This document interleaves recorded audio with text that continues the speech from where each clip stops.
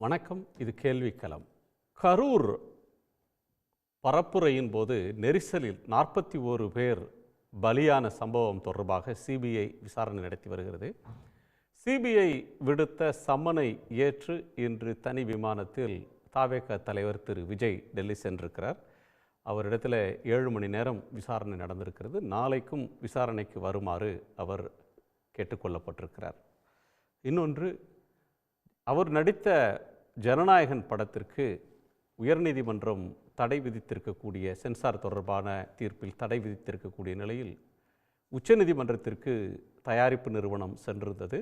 இப்போது ஒன்றிய அரசாங்கத்தினுடைய சென்சார் போர்டும் கேவியட் மனு தாக்கல் செய்திருக்கிறது. அதாவது, எங்களை விசாரித்துவிட்டு தான் நீங்கள் இந்த வழக்கில் தீர்ப்பு சொல்ல வேண்டும், எந்த முடிவெடுப்பதற்கு முன்னாலும் எங்கள் தரப்பை கேட்க வேண்டும் என்பது கேவியட் மனு. இது ஏதோ ஒரு தீவிரத்தை காட்டுகிறதா என்பது ஒன்று.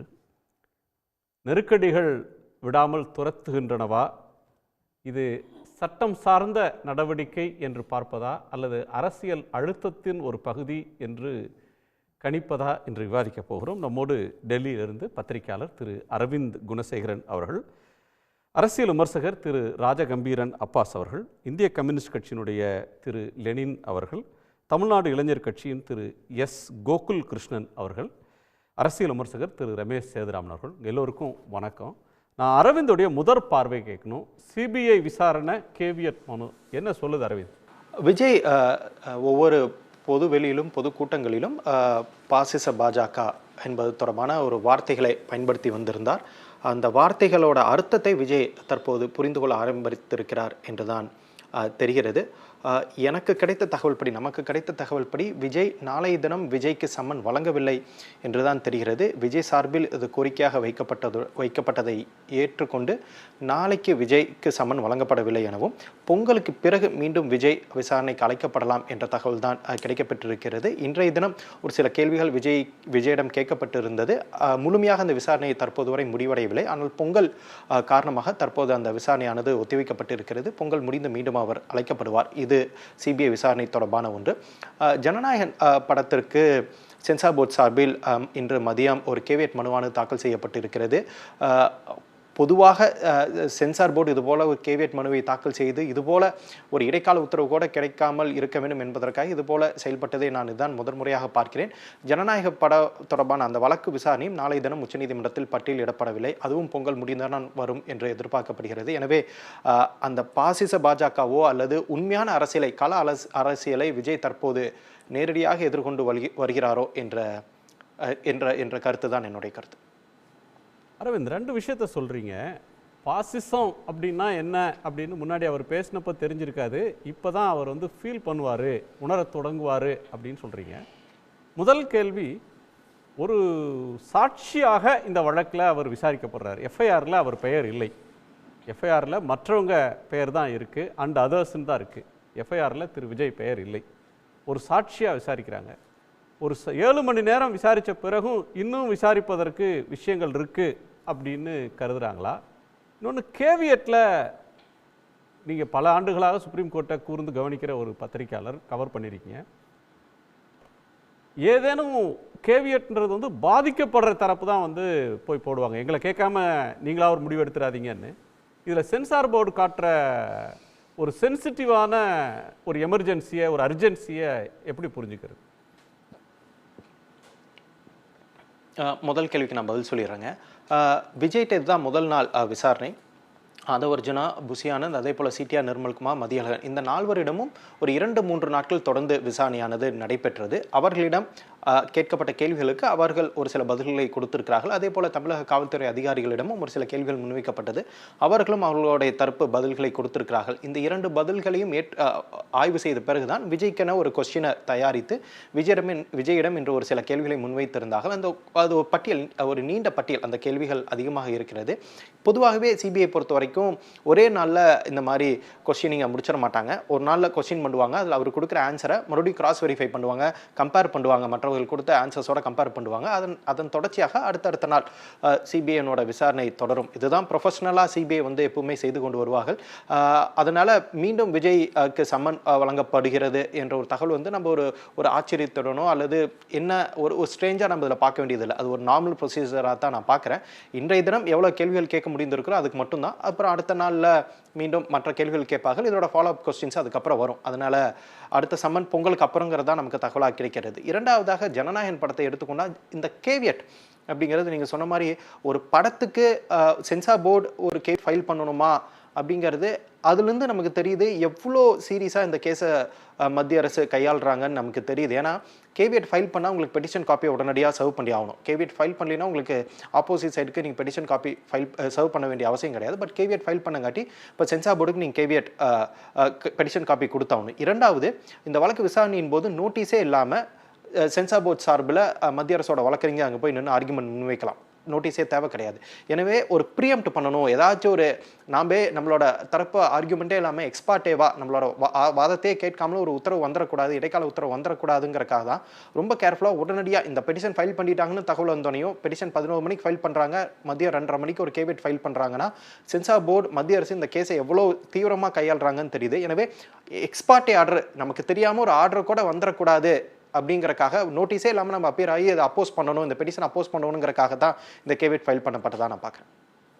கரூரில் தமிழ்நாடு அரசு அமைச்ச எஸ்ஐடி கரூரில் விசாரணை நடத்தியிருந்து கரூருக்கு வாங்க அப்படின்னு விஜயை கரூருக்கு வரவழைச்சிருந்தாங்கன்னா தமிழ்நாடு போலீஸ் விசாரிச்சிருந்தா அதுக்கு தாவேக்காவோட ரியாக்ஷன் என்னவாக இருந்திருக்கும், எப்படிப்பட்ட கருத்துக்கள் எல்லாம் சொல்லப்பட்டிருக்கும். இன்றைக்கி அவரை டெல்லிக்கு வரவழைத்து விசாரிக்கிறத எப்படி புரிஞ்சுக்கிறதுன்னு ஒன்று. இன்னொன்று, ஒரு அரசியல் அழுத்தம் அவருக்கு தரப்படுது, மிரட்டப்படுகிறாரா அப்படின்லாம் பல பேர் எழுதுறத பார்க்குறோம். பிஜேபி ஏடிஎம்கே அலையன்ஸ் உருவாயிடுச்சு, கூட்டணிக்கு புது கட்சி வரப்போகுது அப்படின்னு திரு எடப்பாடி பழனிசாமி அவர்கள் தொடர்ந்து சொல்லிட்டு இருக்கிறாரு. கூட்டணிக்கு சேர்க்கறதுக்கான முயற்சியா அல்லது அவருடைய வளர்ச்சியை தடுக்கிறதுக்கு வேற ஏதாவது முயற்சி பண்ணுறாங்களா? இதில் விஜயா தேசிய ஜனநாயக கூட்டணிக்கு கொண்டு வருவதற்கான ஒரு முயற்சிகளாக நான் அதை பார்க்கல. ஏன்னா அதெல்லாம் தாண்டி போயிட்டாங்களோன்னு எனக்கு தோணுது. ஏன்னா நீங்கள் எப்படி ஒருத்தரை கூட்டணி கூட்டிகிட்டு வர முடியும்? அவர்கிட்ட திரைமறைவில் பேசி வேறு ஏதாச்சும் திரைமறைவில் அழுத்தம் கொடுத்து நீங்கள் அவரை கூட்டணி கூட்டிகிட்டு வரலாம். இப்போ எல்லாமே பிரேசனாக நடக்குது. விஜய் டெல்லிக்கு சம்மன் செய்யப்படுகிறார். கடந்த மாதம் வரை கரூரில் நடைபெற்று வந்த விசாரணை தற்போது டெல்லிக்கு மாற்றப்படுகிறது. அதனைத் தொடர்ந்து விஜய் டெல்லிக்கு சம்மன் செய்யப்பட்டு டெல்லியில் விஜயிடம் விசாரணை நடத்தப்படுகிறது. ஒரு படத்துக்கு சென்சார் போர்டு இவ்வளோ முனைப்புடன் போய் ஒரு படத்தை போய் சென்சார் போர்டே ஒரு பார்ட்டியாக போய் பொதுவாகவேங்க இதுவரைக்கும் சமீப காலமாக ஒரு படத்துக்கு எதிர்ப்பு வந்துச்சுன்னா அந்த படத்துக்கு இப்போ ஏதாச்சும் பெரும்பான்மை சமூகமான ஹிந்து மக்களோட அவங்களோட சென்டிமெண்ட்ஸை புண்படுத்திட்டாங்கன்னு சொல்லி தான் பொதுவாகவே ஏதாச்சும் வேற ஒரு தரப்பு தான் போய் படத்துக்கு ஒரு தள்ளி வைப்பதற்கான முட்டுக்கடை போடுவதற்கான நடைமுறைகள் நான் பார்த்து வந்திருக்கோம். இதுதான் முறையே என்னோட நான் பார்த்த ரிப்போர்ட்டிங்கில் இதான் முதல் முறை சிபிஎஃப்சிஏ அதாவது சென்சார் போர்டே போய் இந்த படத்தை வந்து முட்டுக்கட்டை போடுவது தான் முதல் முறையாக நான் பார்க்குறேன். எனவே அந்த ஒரு அழுத்தம் கொடுத்து அவரை கூட்டணிக்கு கூட்டிட்டு வருவதற்கான அந்த நாட்கெல்லாம் கடந்து விட்டது. தற்போது விஜய்க்கு அரசியல் ரீதியான விஜயை கையாள பாஜக தயாராகி வருகிறது தான் நமக்கு இதன் மூலமாக தெரிகிறது. இதுக்கப்புறமும் விஜய் இந்த கூட்டணியில் போய் சேர்ந்தானா மக்களுக்கு அப்பட்டமாக தெரிஞ்சிருமே. இந்த படத்துக்காகவும் இந்த சிபிஐ விசாரணையை கண்டுதான் பயந்துதான் விஜய் தேசிய ஜனநாயக கூட்டணியில் போய் சேர்ந்தாருங்கிறது விஜய்க்கு ரொம்ப அப்பட்டமாக தெரிஞ்சிடும். அவரோட அரசியல் எதிர்காலத்துக்கு மிகப்பெரிய கேள்விக்குறியாக போயிடும். எனவே அவரும் அதை விரும்ப மாட்டார். பாஜகவோட சமீபத்தை நடவடிக்கைகள் பார்த்தீங்கன்னா விஜயா ஒரு பொலிட்டிக்கல் ஆப்பனண்டா இப்பதான் ஹேண்டில் பண்ண ஆரம்பிச்சிருக்காங்க. எனவே இது கூட்டணிக்கான இதா தெரியல, விஜய் ஒரு அரசியல்வாதியா பாஜக டீல் பண்ண ஆரம்பிச்சிருக்காங்க தான் நான் பார்க்குறேன். சரி, பொலிட்டிக்கல் ஆப்போனண்ட்னா அவங்களுக்கு பிரைமரி ஆப்போனண்ட் வந்து டிஎம்கே அண்ட் காங்கிரஸ் இருக்கு. இப்போ விஜய் வளர்ந்தார்னா பிஜேபி எதிர்ப்பு ஓட்டை வாங்குவார், திமுக எதிர்ப்பு ஓட்டு வாங்குவார். பிஜேபி அந்த கோணத்துலேருந்து இது அணுகாதா அப்படின்ற ஒரு கேள்வி இருக்கு. இப்போ நீங்கள் கார்னர் பண்ணால் அவருக்கு சிம்பத்தி வரும் இல்லையா? இல்லைங்க, கார்னர் பண்ணால் சிம்பதி வரும். இப்போ நம்ம டெல்லி எலெக்ஷன் நம்மளாம் இதே தான் நம்ம யோசித்தோம். டெல்லி சட்டமன்ற தேர்தல் நடக்கும் போது தேர்தலுக்கு 2 மாதங்களுக்கு முன்பாக அரவிந்த் கெஜ்ரிவாலை அரெஸ்ட் பண்ணோம்னா இது பெரிய சிம்பதி வேவாக வந்துடும் ஆம் ஆத்மி கட்சிக்கு. ஆம் ஆத்மி கட்சி இந்த சிம்பதி வே வச்சு ஆம் ஆத்மி கட்சி ஜெயிச்சிருவாங்கன்னு எல்லாம் எதிர்பார்த்தாங்க. பட் அது நடக்கலை. எனவே பாஜகவோட ஒரு அரசியல் எதிரியை பாஜக கையாளும் விதம் வந்து நம்மலாம் பார்க்கறத விட ரொம்ப டிஃப்ரெண்ட்டாக அவங்க கையாளுவாங்க, பார்ப்பாங்க. அவங்க அரசியல் பார்வையே ரொம்ப டிஃப்ரெண்ட்டாக இருக்கும். நம்மளால் அது கணிக்க முடியாது. எனவே அவர்கள் விஜயை வந்து நீங்க சொன்ன மாதிரி விஜய் இப்படி நம்ம வந்து கொஸ்டின் பண்ணோம்னா விஜய்க்கு சிம்பதி அதிகமாகுங்கிறதெல்லாம் இங்க தாண்டி விஜய ஒரு பொலிட்டிக்கல் ப்ரெஷர்ல விஜய் வச்சுட்டே இருந்தா விஜய் தன்னோட அரசியல் செயல்பாட்டுகளை தவிர்த்து இதுல இருந்து டிஸ்ட்ராக்ட் ஆயிட்டு இருப்பாரு. சிபிஐ விசாரணை, ஜனநாயக படம் இந்த 2ல மட்டுமே தான் விஜயோட கவனம் இருக்கும். விஜய் அரசியல் ரீதியாக எந்த ஒரு பொலிட்டிக்கல் ஆக்டிவிட்டிஸ்ல எதுலயுமே விஜய் ஈடுபட மாட்டார்னு கூட அவங்க யோசிச்சிருக்கலாமே. ரொம்ப அக்ரெசிவான பொலிட்டிக்கல் ஆக்டிவிட்டில அவர் இல்லையே. டெய்லி காலையில பத்திரிகையாளர்களை பார்ப்பது, அறிக்கைகளை கொடுக்கிறது, வாரந்தோறும் போராட்டம் நடத்துறது, தினந்தோறும் கட்சி கூட்டங்களில் கலந்துக்கிறது, கட்சிக்காரங்க வீட்டு திருமணம், துக்க நிகழ்ச்சிக்கு போகிறது, அப்படியான இதெல்லாம் அவர் பண்ணுறது இல்லை. அப்படியான வழமையான அரசியல் அதுவும் அவர் ரொம்ப அக்ரெசிவ் அண்ட் ஆக்டிவ் பொலிட்டிஷியனாக இப்போவே இல்லையே. ஆனாங்க நீங்கள் இதையும் நம்ம பார்க்கணும். கரூர் இன்சிடென்ட்டுக்கு அப்புறம் இந்த வழக்கு சிபிஐக்கு போனதுக்கப்புறம் விஜய் 2 பொதுக்கூட்டங்களை பேசியிருக்காரு. பாண்டிச்சேரியிலும் சரி, ஈரோட்லையும் சரி, 2லையுமே பாஜகங்கிற வார்த்தையவே அவர் பயன்படுத்த தவிர்த்துட்டு வர்றார். அதுக்கு முன்னாடி வரைக்கும் பாசிச பாஜக, பாசிஸ்ட் பிஜேபின்னு சொல்லிட்டு வந்தவர் புதுச்சேரி, ஈரோடு 2 பொதுக்கூட்டத்திலுமே பாஜகங்கிற வார்த்தையை பயன்படுத்த தவிர்க்கிறார். ஒருவேளை பிஜேபி நினைச்சிருக்கலாமே அவர் இதே ப்ரெஷர்லேயே வச்சிருந்தா பிஜேபி அட்டாக் பண்ண மாட்டார், அவர் அப்படியே நம்ம மெயின்டைன் பண்ணி கண்டெயின் பண்ணி வச்சிருக்கலாம்னு கூட பிளான் பண்ணலாமே. அதோட ஒரு ஸ்ட்ராட்டஜியாக கூட இது இருக்கலாமே. ஓகே ஓகே திரு எஸ் கோகுலகிருஷ்ணன், அப்படித்தானா? அதாவது அப்படி இல்லை. அது ஃபஸ்ட்டு எப்படி நீங்கள் ஃபஸ்ட்டு பார்க்கணுன்னா, இது வந்து ஒரு மிகப்பெரிய அரசியல் அழுத்தமாக தான் நாங்கள் எல்லாமே பார்க்குறோம். ஸோ என்னோட சார்பாக நான் பார்க்குறது வந்து ஒரு மிகப்பெரிய அரசியல் அழுத்தம் இது. ரீசன் வந்து என்னன்னு சொல்கிறோம். ஃபர்ஸ்ட் ஆஃப் ஆல் வந்து அவர் வந்து விக்டிம் கிடையாது. கரூர் விஷயத்தில் அவர் ஒரு விக்டிம் இல்லை, அவர் ஒரு சாட்சி தான். அங்கே என்ன நடந்தது, எதுக்காக இந்த மாதிரி கூட்ட நெரிசலாச்சு, அது இது மாதிரி இருந்ததா, அந்த மாதிரி விசாரணைக்காக மட்டும்தான் அவருக்கு சம்மன் போயிருக்கு. ஃபர்ஸ்ட் ஆஃப் ஆல் அவர் வந்து சென்னையிலே விசாரிச்சு இருக்கலாம். இங்கேருந்து டெல்லி வர வச்சு விசாரிக்கணும்னு அவசியமே கிடையாது. சென்னையில் ஒரு சிபிஐ ஆஃபீஸ் இருக்குது, அங்கே வச்சு அவங்க விசாரிச்சிருக்கலாம். இவரை இங்கேருந்து டெல்லிக்கு வர வச்சு 2 நாள் உட்கார வச்சு 7 மணி நேரம் விசாரிக்கணுன்ற அவசியம் ஃபர்ஸ்ட் ஆஃப் ஆல் சிபிஐக்கு கிடையாது. ஏன்னா இவர் வந்து இவர் மேலே வந்து எஃப்ஐஆரோ இல்லை கேஸ் ஃபைல் ஆகலை. இவர் ஜஸ்ட் ஒரு சாட்சியாக தான் நம்ம எல்லாருமே பார்க்குறோம் ஃபர்ஸ்ட் ஆஃப் ஆல். அப்படி இருக்கும்போது இவர் ஏன் இங்கேருந்து டெல்லிக்கு வர வச்சு இவ்வளோ ஒரு ப்ரெஷரைஸ் கொடுத்து இதுக்கு கூட சேர்த்து ஜனநாயகன் படத்தை இவ்வளோ ப்ரெஷர் பண்ணி முடக்கி வைக்கிற காரணம் என்னன்னா, இது ஒரு அரசியல் அழுத்தம் தான். இதோட முழுக்க காரணம் பிஜேபி தான். அண்ணன் சொன்னார், இப்போ பிஜேபியை பற்றி பேசலை, பிஜேபி பற்றி சொல்லலை கடைசி 2 பொதுக்கூட்டத்தில் அப்படின்னு சொன்னார். அந்த இடத்துல அந்த பொதுக்கூட்டத்தில் அது தேவையில்லை, அதனால் பேசலை. முதலே சொல்லியாச்சு, பிஜேபி எங்களோட கொள்கை எதிரி, எங்களுக்கு இது அவங்க கூட கூட்டணி இல்லைன்றதை வந்து தெளிவாக ரொம்ப ஸ்ட்ராங்கான டிசிஷன் எடுத்தாச்சு. எந்த காலத்துலேயுமே பிஜேபி கூட குறுக்கிடுறாரு அவர். அரவிந்த் இல்லைங்க, நான் ஒன்று மட்டும் கிளாரிஃபை பண்ணுறேங்க, இன்க்ளூட் பண்ணுறேன். பாண்டிச்சேரியில் போய் பாஜகவை பற்றி பேச தேவையில்லைன்னா புரியலைங்க. பாண்டிச்சேரியில் பாஜக கூட்டணியில் இருக்காங்க, ஆட்சியில் கூட்டணியில் இருக்காங்க. அங்கே போய் அங்கே இருக்க மாநில அரசை பற்றி பேசும்போது பாஜகவை எதிர்த்து பேசாமல் அங்கே ஆட்சியிலே இல்லாத திமுகவை மட்டும் போய் எதிர்த்து பேசிட்டு வர முடியுமா? இல்லைங்க, நீங்கள் இதுக்கு முன்னாடி ஒரு வார்த்தை சொன்னீங்க. ஸோ இது மாதிரி அவர் வந்து இது பயந்துட்டு பேசாமல் இருக்காரு, அழுத்தது காரணத்தினால பேசாமல் இருக்காரு அப்படின்னு சொன்னதுக்கு நான் சொல்கிறேன், நாங்கள் முதல்ல ஃபஸ்ட்டு ஸ்டாண்டே எடுத்துட்டோம். 2 மாநாட்டிலையும் நாங்கள் சொல்லிவிட்டோம் எங்களோட கொள்கை எதிரி பிஜேபி, அவங்க கூட எந்த காலத்துலேயும் கூட்டணி இல்லைன்றதை நாங்கள் ஸ்ட்ராங்காக சொல்லிட்டோம். தேவையான விஷயங்களை தேவையான இடத்துல மட்டும் தான் பேசுவோம். பேசி நம்ம 75 ஆண்டுகால அரசியலில் நம்ம எல்லாருமே நிறையா பேசிட்டோம். எல்லாருமே கேட்குற மாதிரி காலையில் இருந்து 10:30 மணிக்கு மீடியாவை பார்க்குறாரா, இல்லை வந்து ஆக்டிவிட்டீஸ் பண்ணுறாரா? இப்போது ஒரு நாளைக்கு 10 இன்டர்வியூ கொடுக்குறாரு நம்ம நாம் தமிழர் சீமான் அவர்கள். அவரை பற்றி நம்ம யாருமே பேச மாட்டோம்ல, விஜயனா பற்றி தான் நம்ம பேசுகிறோம். ஸோ நம்ம அவரோட கரிஸ்மேட்டிக்கான பவரை நம்ம அங்கே தான் நம்ம பார்க்கணும். ஸோ கரூர் சம்பவம் இந்த விசாரணை ஃபர்ஸ்ட் ஆஃப் ஆல் எதுக்குன்னா, அவர் வந்து ஒரு சென்டர் ஆஃப் கிராவிட்டி. அவர் தான் வந்து அந்த நிகழ்ச்சிக்கு ஒரு முக்கிய புள்ளியாக இருந்தார். அவர் அந்த பஸ் மேலே ஏறி நின்று பார்க்கும்போது அந்த சுற்றி என்னென்னலாம் நடந்ததுன்ற ஒரு சாட்சிக்காக மட்டும்தான் அவர் கூப்பிட்டு விசாரணை பண்ணுறாங்க. அந்த விசாரணையே நாங்கள் சென்னையிலே பண்ணலாமே, நாங்கள் ஏன் டெல்லியில் கூப்பிட்டு பண்ணுறோம் அப்படின்னு தான் எங்களோட கேள்வி. நீங்கள் ஏன் டெல்லியில் கூப்பிட்டு பண்ணுறீங்க? அப்போ அந்த அளவுக்கு நீங்கள் எங்களை வந்து ப்ரெஷரைஸ் பண்ணுறீங்க. அரசியல் அழுத்தம் சென்னையில் பண்ணால் ஒரு லட்சக்கணக்கானவங்க போய் சாஸ்திரி பவனை போய் கூட போயிட்டாங்கன்னு வச்சுக்கோங்க. அந்த கண்ட்ரோல் கூட இப்போ காவல்துறையால் பண்ண முடியாதா? இதே பிரச்சனை. கரூர் கூட்டத்துக்கு வரும்போது ஒரு 1000 பைக்கு முன்னாடி வர வச்சு கூட ஒரு 100 இதோட அவருடைய விர்ச்சுவல் வாரியர்ஸ் தொண்டர்கள் எல்லாரையும் அழைச்சிக்கிட்டு போனா ஒரு சட்டம் ஒழுங்கு பிரச்சனை வந்துடாதா? எங்க சொல்றீங்க? கரூர்ல சொல்றீங்க. இப்ப கரூர் இப்ப ரேலி போறாருல, அப்ப அவர் வந்தா அவர் வேன் மட்டும் வர்றதில்லை, அவருடைய பாதுகாப்பு வண்டி வர்றதில்லை, கூடவே நாமக்கல்ல இருந்து அப்படியே வட்டல் கரூருக்கு வந்தாங்கல்ல அப்புறம் ரெண்டு- அது மாதிரி இங்க இருந்து இல்ல கரூருக்கு அப்புறம் பனையூர்ல இருந்து சாஸ்திரி பவன் வரலையும் ஒரு பெரிய கூட்டம் வருதுன்னு வச்சுக்கோங்க. கரூர் சம்பவத்துக்கு அப்புறம் 2 பொதுக்கூட்டம் நடந்தது. அதுல இருந்து இந்த மாதிரி எந்த ஒரு அசம்பவமும் நடக்கல. ஏன்னா எல்லாருமே சொல்ற மாதிரி தான், நாங்க எல்லாமே லேர்னிங் தான். இப்போ நாங்க கத்துக்கிறோம். 2 வருஷம் ஆச்சு அவர் கட்சி ஆரம்பிச்சு.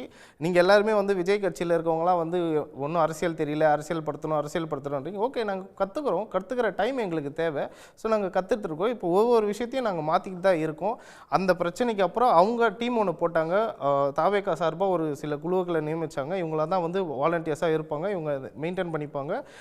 வர தொண்டர்களுக்கும் வர மக்களுக்கும் எந்த பிரச்சனையும் இல்லாமல் இருக்கிறதுக்கு ஒரு வாலண்டியர்ஸை போட்டு அவங்க அதை மெயின்டைன் பண்ணாங்க.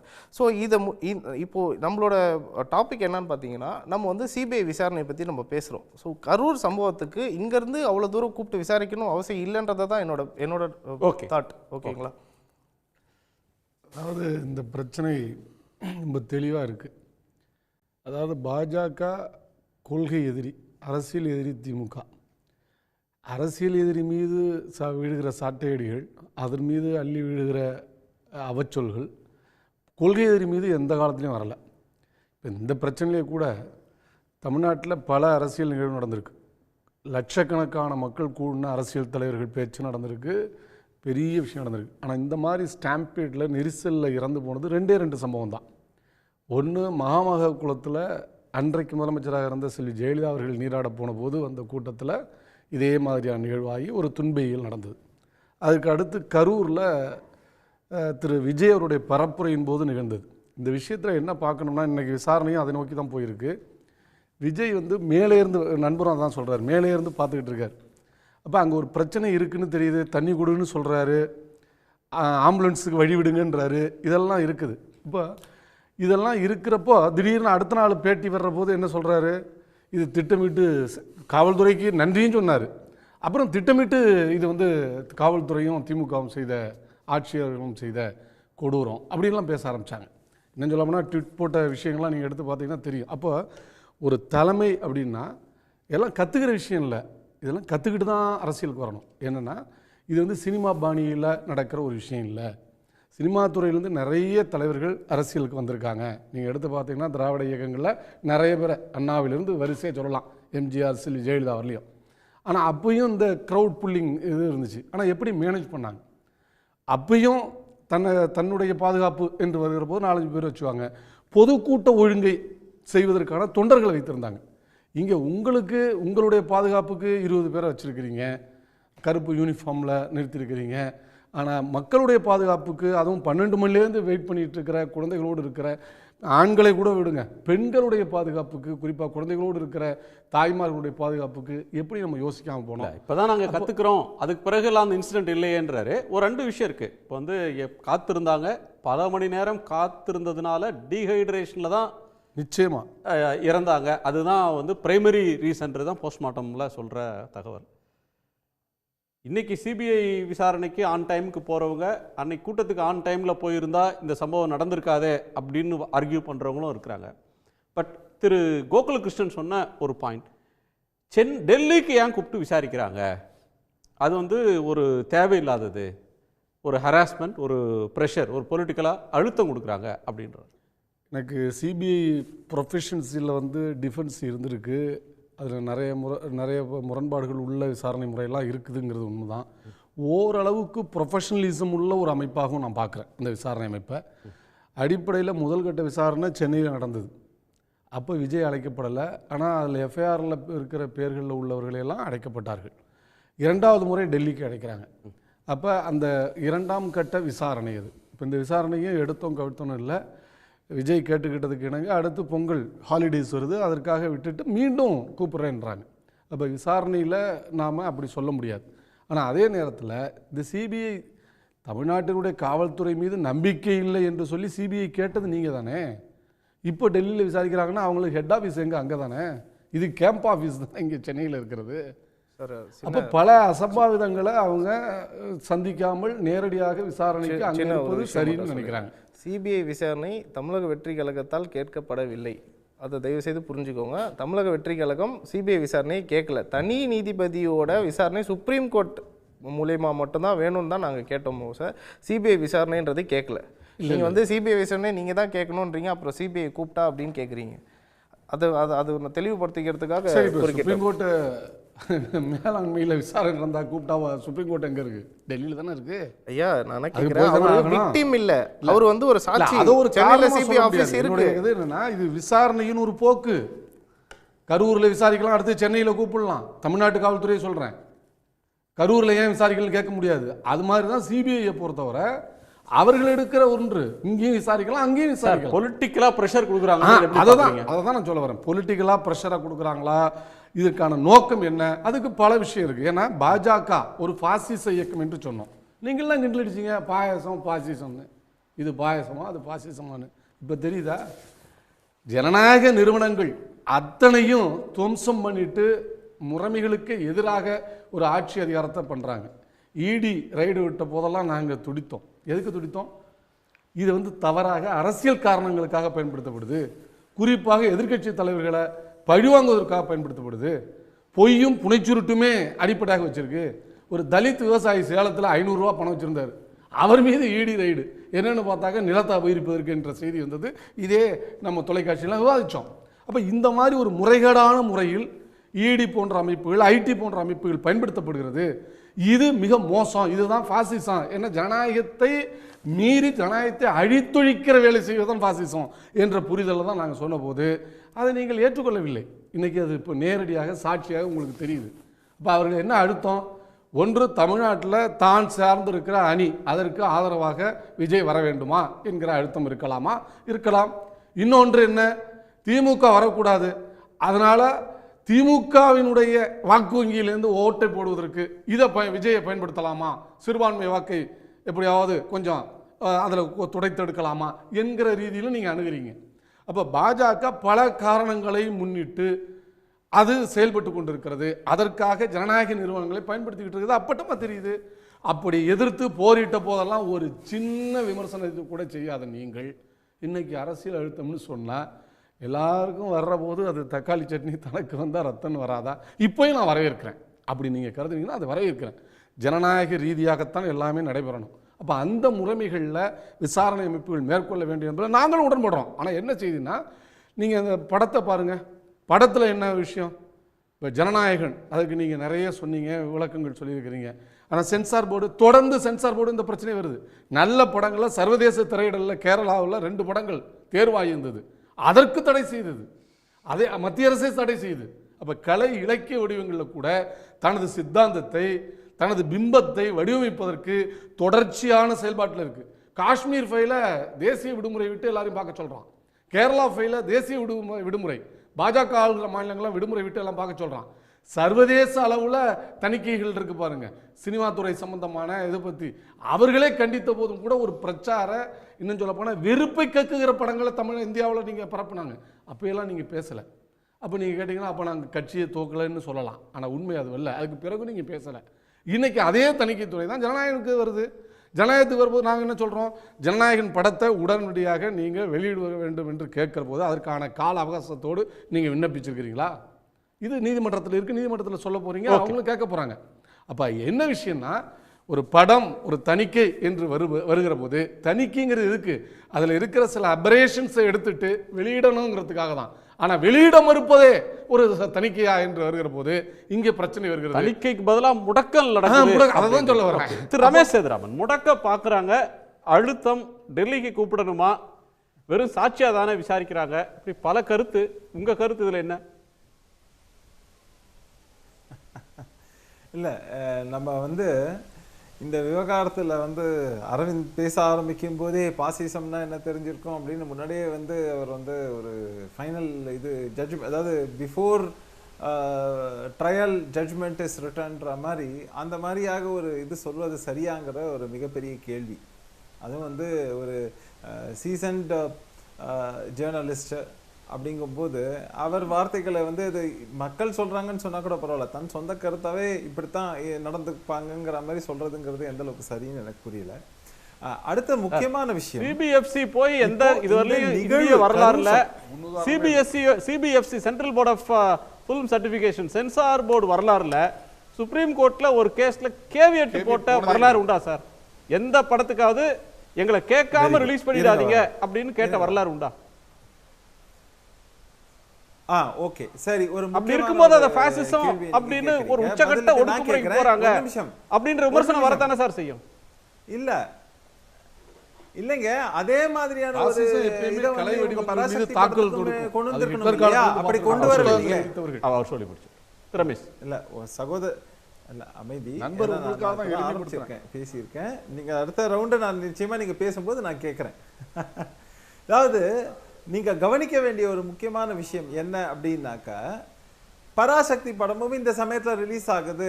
அது ஒரு இங்கே இருக்கக்கூடிய கொள்கையை பரப்பக்கூடிய அந்த மாதிரியான ஒரு தளத்திலிருந்து எடுக்கப்பட்ட ஒரு படம்ங்கிறத நம்ம பார்க்குறோம். ஒரு பிரதான கொள்கை எதிரியாக பார்க்கக்கூடிய ஒரு இதுன்னு சொல்ல முடியும் போது அந்த இடத்துல அதே மாதிரியான ஒரு ப்ரெஷர் அங்கே கிரியேட் பண்ணாங்களாங்கிறது கேள்வி. ஆனால் இவங்க அதை எப்படி கொண்டு போனாங்க லீகலிங்கிறதுக்கான எதிர்வினையாகத்தான் நான் பார்க்குறேன்.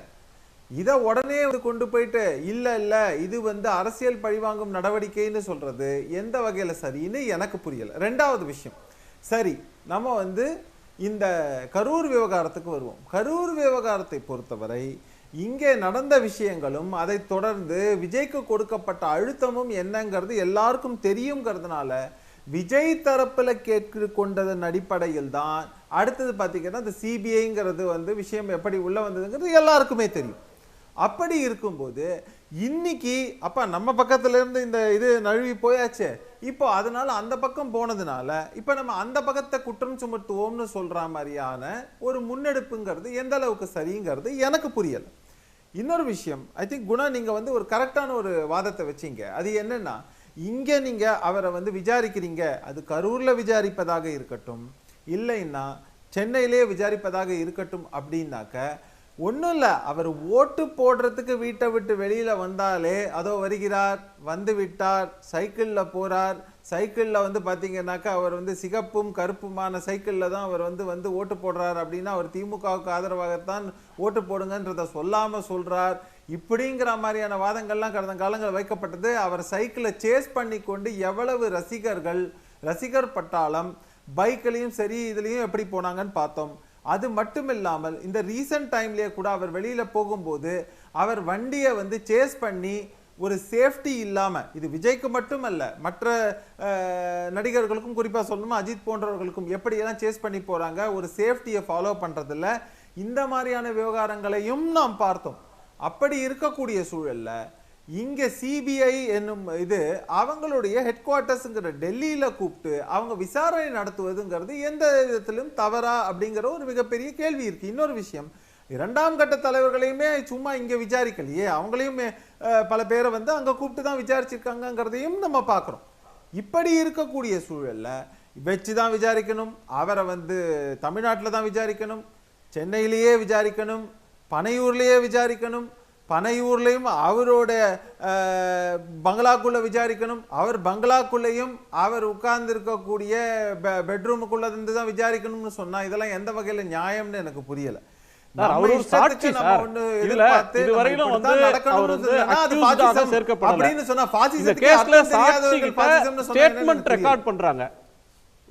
கிட்ட என்ன நடந்ததுன்னு ஸ்டேட்மெண்ட் ரெக்கார்ட் பண்றாங்க.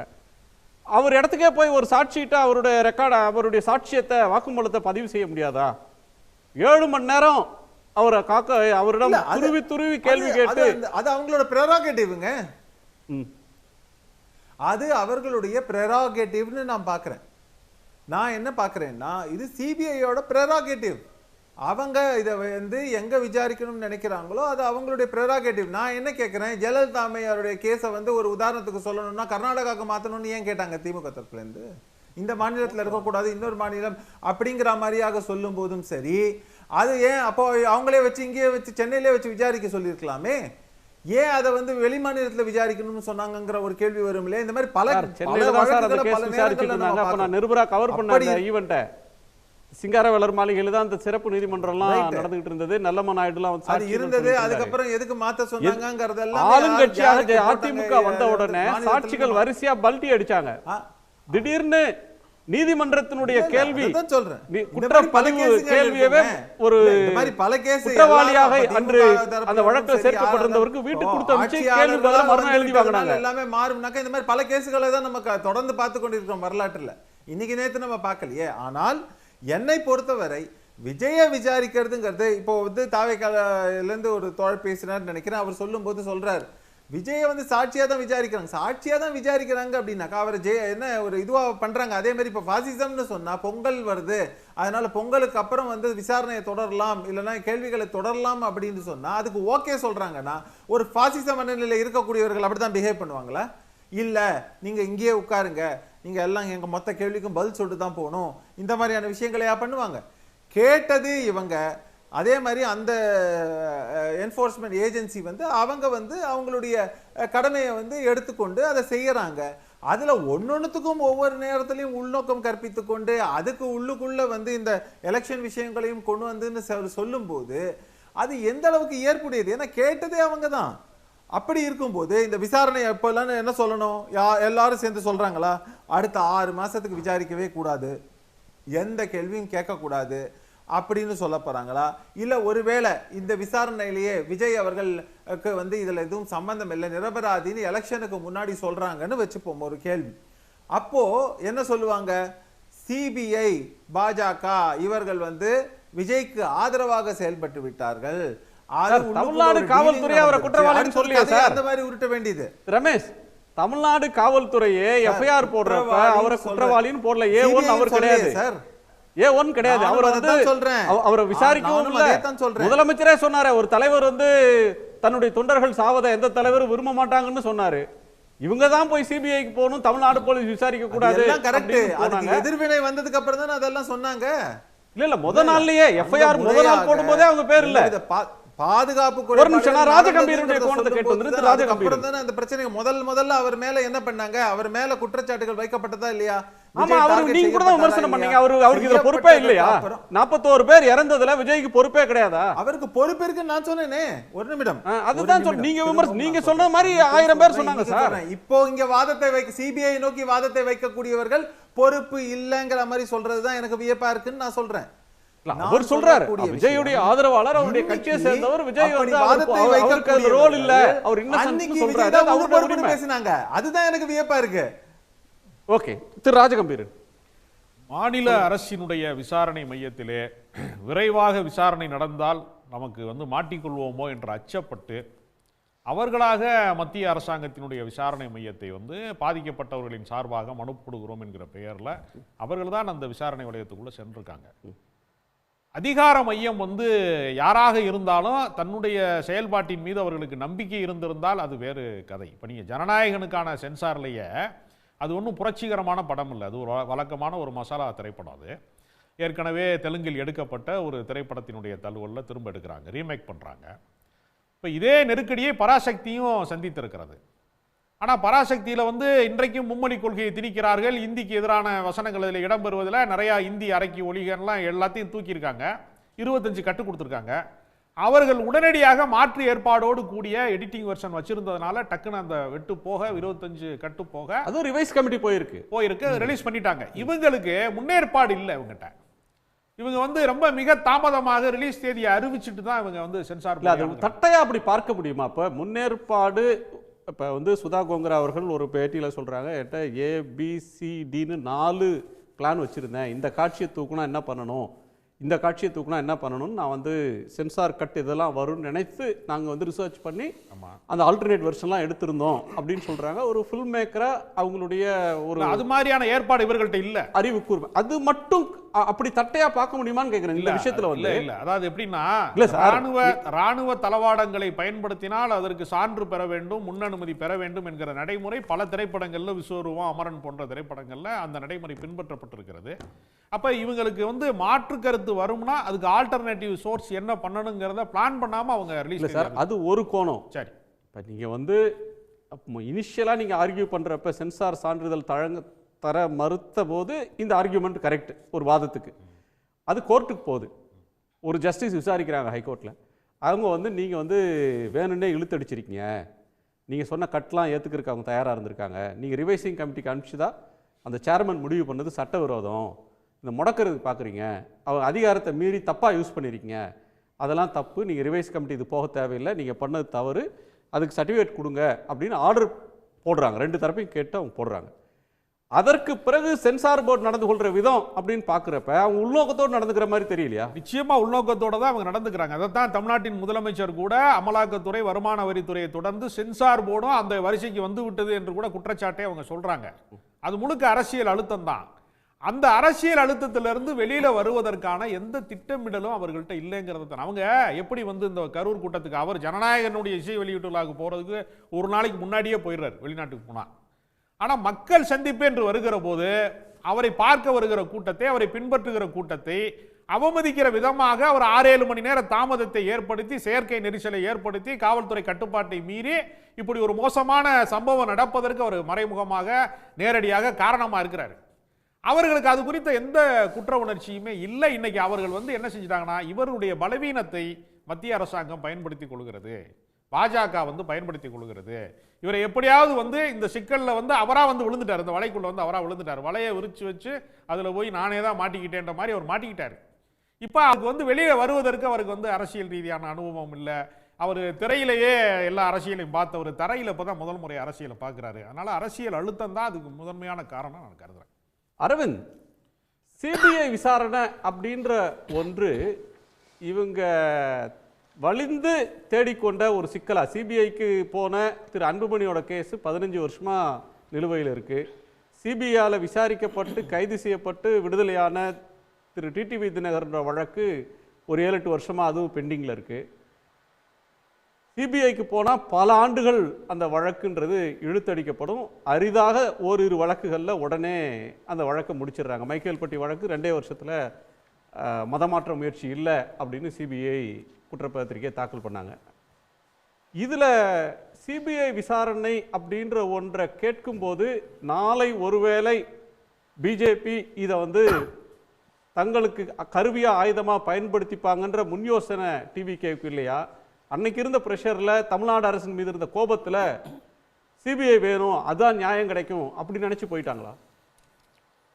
இல்லை இவர் நம்ம தாவேகா சார்பில் இருக்கக்கூடிய மாதிரி நாங்கள் கேட்கவே இல்லை, அவங்களா கொடுத்துட்டாங்கன்னாங்க. ஆனால் அவங்க வரவேற்க செஞ்சாங்க. சிபிஐ கொடுத்த போது டிவிக்கே வரவேற்க தான் செய்தது, நீதி வென்றதுன்னு தான் சொன்னாங்க.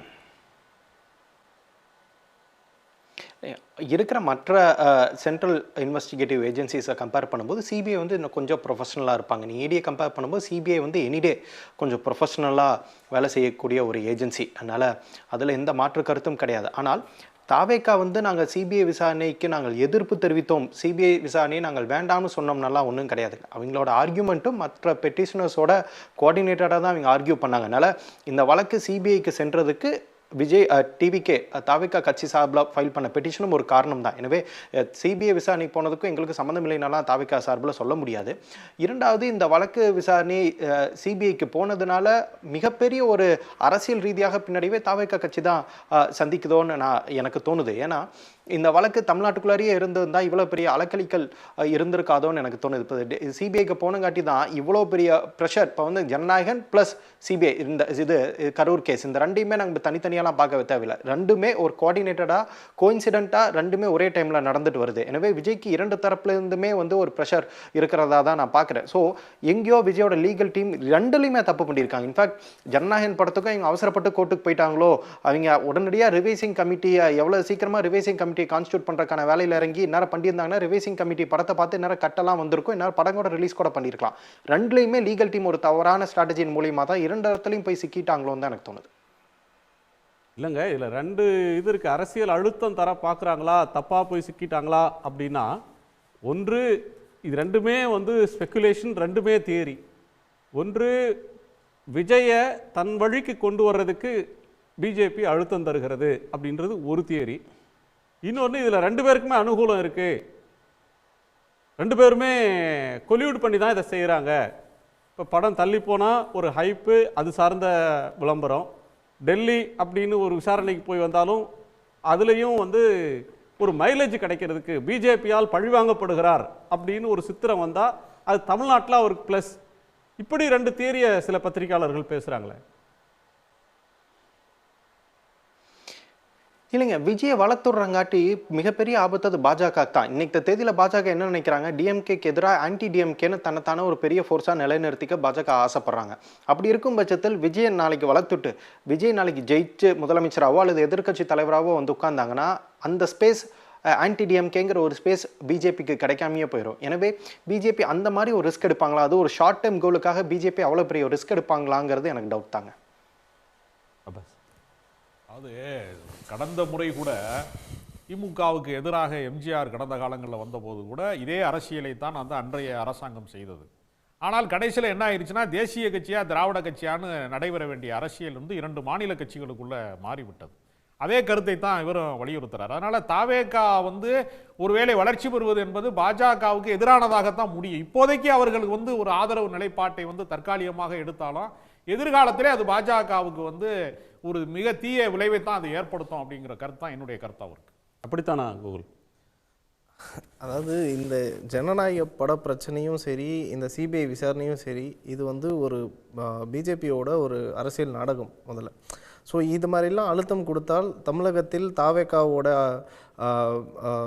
கிரவுண்ட் லெவல் ஒர்க்லாம் வந்து நின்றுடும் அப்படின்ற ஒரு நிர்வாகிகளோட மொத்த ஒர்க்குமே வந்து ஸ்டாப் ஆகிடும்ன்ற தாட்டில் வந்து அவங்க இந்த அளவுக்கு அழுத்தம் கொடுக்குறாங்க. ஸோ ஆனால் அப்படி கிடையாது. தமிழ்நாடு ஃபுல்லாக நிர்வாகிகள் வந்து அவங்கவுங்களோட கலைப்பணிகளை பண்ணிக்கிட்டு தான் இருக்காங்க. உதாரணத்துக்கு சொல்லப்போனால் நேற்று கூட திருவாரூர் மாவட்டத்தில் சாலை பிரச்சனைக்காக மாவட்ட செயலாளர் மதன் அவர்கள் வந்து கலைப்பணியில் ஈடுபட்டார். ஸோ அந்த மாதிரி பிரச்சனைகள்லாம் பண்ணிட்டு தான் இருக்காங்க. ஸோ தமிழ்நாடு ஃபுல்லாக நிர்வாகிகள் நகர செயலாளர் கூட்டமோ இல்லை ஒன்றிய கூட்டமோ இதெல்லாம் நடந்துட்டு தான் இருக்குது. ஸோ இதனால் இந்த அழுத்தத்தினால தமிழக வெற்றி கழகத்தோட முயற்சிகளும் முன்னேற்றமும் தடுக்க முடியாது first of all.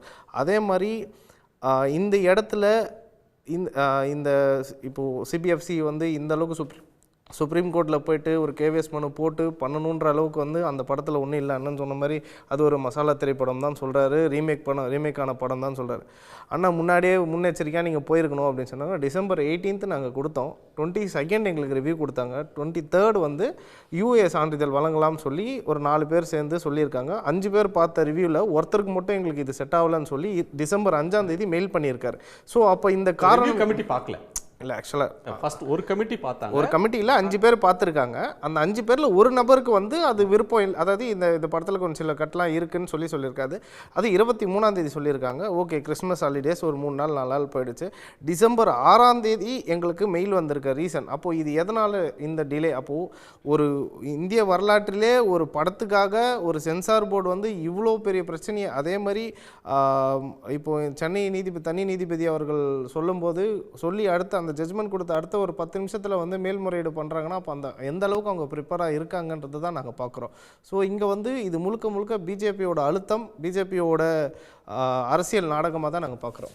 Ramesh, BJP என்ன நினைக்குது தமிழ்நாட்டில்னா, திமுக திராவிடம் வெர்சஸ் ஹிந்துத்வா, திமுக வெர்சஸ் பிஜேபி அப்படின்னு களத்தை மாற்ற வேண்டும்னு ஒரு நரேட்டிவை அதை நோக்கி நகர்த்தணும். திமுக வெர்சஸ் அதிமுகன்ற போல டிஎம்கே வெர்சஸ் பிஜேபின்னு மாற்றணும்னு முயற்சி பண்ணுறாங்க. அதுக்காக வேலைகளை செய்துட்டு இருந்தாங்க. இப்போ தாவேகா புதுசாக ஒரு கட்சி வந்த பிறகு களம் டிஎம்கே வெர்சஸ் டிவிகே அப்படின்னு போகுமோன்னு பயந்து தாவேகாவோட வளர்ச்சியை முடக்கிறதுக்கு பார்க்குறாங்க. செயல்பாட்டை முடக்கணும்னு நினைக்கிறாங்க, வளர்ச்சியை தடுக்கணும்னு நினைக்கிறாங்கன்னு சொல்கிறாரு. இதெல்லாம் அதீத கற்பனை அப்படின்னு நான் பார்க்குறேன். காரணம் என்னன்னா, தமிழ்நாட்டில் இன்னைக்கும் இருக்கிறது திமுக வர்சஸ் பாஜக கிடையாது, திமுக வர்சஸ் அதிமுகங்கிறத நம்ம ஞாபகம் வச்சுக்கணும். ஏன்னா இன்னைக்கும் தேசிய அளவில் என்டிஏன்னு சொல்லக்கூடிய கூட்டணிக்கு தலைமை பாஜக, தமிழகத்தை பொறுத்தவரை தேசிய ஜனநாயக கூட்டணிக்கு தலைமை என்பது அதிமுக. அப்படித்தான் போய்கொண்டிருக்கிறது. அதை வந்து எல்லா தலைவர்களும் நடுவில் வந்து இந்த குழப்படிகளை ஏற்படுத்த பல பேர் பல முயற்சிகளை செய்தார்கள்னா கூட ரொம்ப திரும்ப இந்த வாட்டி எலெக்ஷனுக்கும் அது தெளிவாக குழப்படி செய்ய பார்த்தாங்களா, கட்சியை வளர்க்க பார்த்தாங்களா? ரமேஷ், அண்ணாமலை போன்றவர்கள் குழப்பம் பண்ண பார்த்தாங்களா இல்ல கட்சியை வளர்க்க பார்ப்பாங்க? மன்னிக்கணும், எல்லாரும் கட்சியை வளர்க்க பார்ப்பாங்க. திமுக கூட்டணியில விசிக வந்து என்ன கூட்டணின்னு பார்ப்பாங்களா இல்ல அவங்க கட்சியை வளர்க்கணும்னு பார்ப்பாங்களா? இல்லைன்னா காங்கிரஸ் இருக்காங்க, காங்கிரஸ் வந்து சும்மா அது 10-11 இருந்துட்டு போகலாம் கூட்டணியிலன்னு பார்ப்பாங்களா? அவங்க கட்சியை திரும்ப வளர்க்கணும்னு பார்ப்பாங்களா? இல்லைன்னா மற்ற கட்சிகள் நீங்க வச்சுக்கோங்க, இன்னும் இந்த சிறிய சிறிய கட்சிகள் இருக்கலாம் அவங்க கூட்டணியில, அவங்கெல்லாம் அவங்க கட்சி வளரணும்னு பார்ப்பாங்களா, இல்லைன்னா வந்து கூட்டணி சொல்ற மாதிரியே அடக்கி வச்சுட்டு போலான்னு பார்ப்பாங்களா? அப்படித்தான். அதே மாதிரி இதுதான் ஃபர்ஸ்ட் டைம் இல்ல புதிய கட்சி என்பது வருவது. அதுவும் நீங்க சொல்லணும்னாக்க பல ஆண்டுகளாக நம்ம வந்து நாம் தமிழர் போன்ற கட்சிகளையும் பார்க்கிறோம்.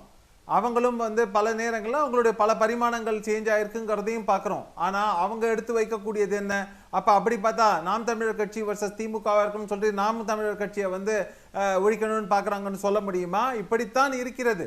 ஒவ்வொரு காலகட்டத்திலையும் இந்த மாதிரியாக வரும்போது அந்த சமயத்துக்கு வந்து நமக்கு கன்வீனியண்ட்டாக எப்படி வேணால் ஒரு நெரேட்டிவை கொண்டு போய் மக்கள்கிட்ட சேர்க்கலாம். ஆனால் அது நிஜமான ஒரு விஷயமா, ஏற்றுக்கொள்ளக்கூடிய ஒரு விஷயமா, இல்லைன்னா ஒரு டெம்பரரியான ஒரு பொய்யாங்கிறது தான் கேள்வி. அப்படித்தான் நம்ம பார்க்கணும். பாஜக தமிழ்நாட்டில் வளரணும் அப்படின்னு அந்த கட்சியும் ஆசைப்படும், அதுல எந்தவித தவறும் கிடையாது. ஆனா அதே நேரத்தில் இன்னைக்கு இருக்கக்கூடிய முக்கியம் என்பது, நீங்க கொள்கை அப்படின்னு பல விஷயங்களை பேசும்போது அதிமுக திமுக அப்படின்னா அவர்களுடைய கொள்கைங்கிறத ஒரு டிமென்ஷன் வேற, பாஜக திமுகன்னு வரும்போது அதோடைய கொள்கை டிமென்ஷன்ங்கிறது வேற. அப்படி இருக்கும்போது அந்த திமுக எதிர்ப்புங்கிற ஒரு முக்கிய புள்ளியில அதிமுகவும் பாஜகவும் ஒருங்கிணைக்கிறார்கள். அப்படிங்கும்போது அதை வைத்து தான் அவர்கள் தேர்தலை சந்திக்கிறார்கள். அடுத்தது பாமக, இப்படியாக திமுகவை எதிர்க்கணும்ன்ற ஒரு புள்ளியில ஏடிஎம்கேவும் பிஜேபியும் சேர்றது மாதிரி, அன்புமணியும் அதே மாதிரி சேர்றது மாதிரி அவங்க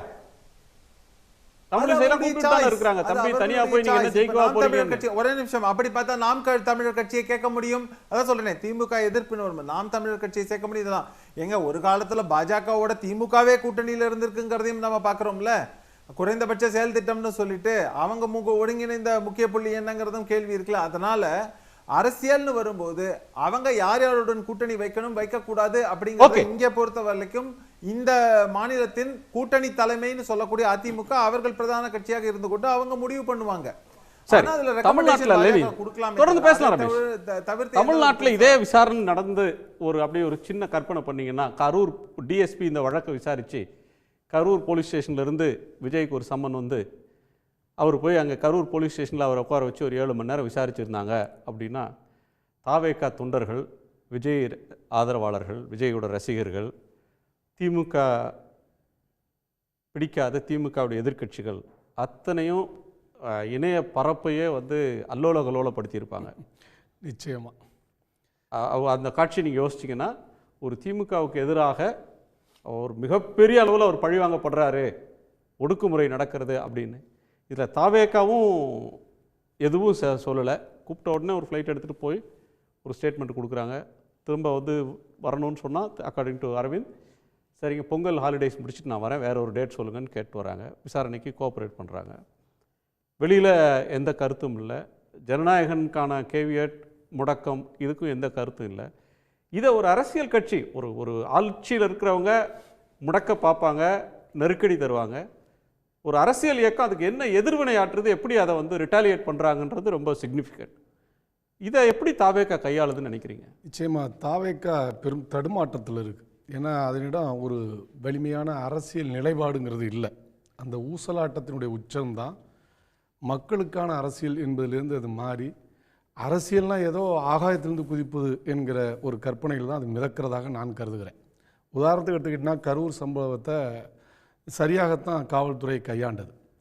ஆனால் பனையூர் இல்லத்தில் உட்காந்துக்கிட்டு என்ன சொன்னார், என் தொண்டர்களை கை வைக்காதீங்க, வேணா நான் இங்கே இருக்கிறேன் வாங்கன்னு போட்டார். ஒரு பொறுப்பான தலைவர், இதை நான் கிண்டலுக்காக சொல்ல, ஒரு பொறுப்பான தலைவர், இன்னும் சொல்லப்போனால் நிறைய இளைஞர்களை நான் வைத்திருக்கிறேன்னு சொல்கிற ஒரு தலைவர் இப்படிப்பட்ட ஒரு பதிலை, அதுவும் காவல்துறை சட்டம் ஒழுங்கு சம்பந்தமான ஒரு விசாரணை மேற்கொள்கிற அமைப்பின் மீது வைத்தது என்பது ரொம்ப ரொம்ப அபாண்டமானது, ஒரு விளையாட்டு பிள்ளைத்தனமானது.